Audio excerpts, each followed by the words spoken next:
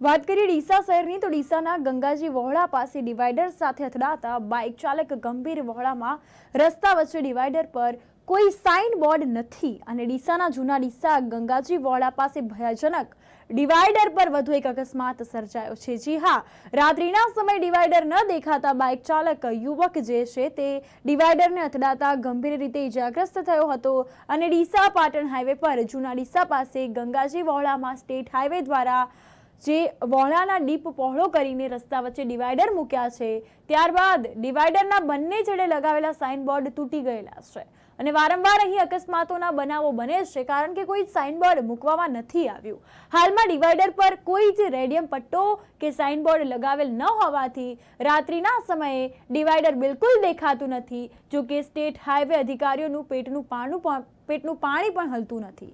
ત્યારે અગાઉ પણ આ ડિવાઈડર પર અથડાઈને અનેક લોકોએ જાન ગુમાવી છે।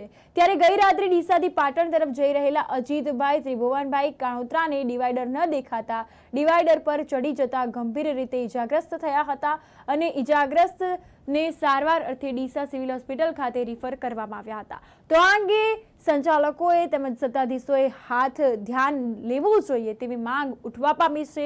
વાહન ચાલકો આ બાબતે ખૂબ જ હેરાન પરેશાની ભોગવી રહ્યા છે, ત્યારે આ રોડ પર ખૂબ જ અકસ્માતો પણ થાય છે।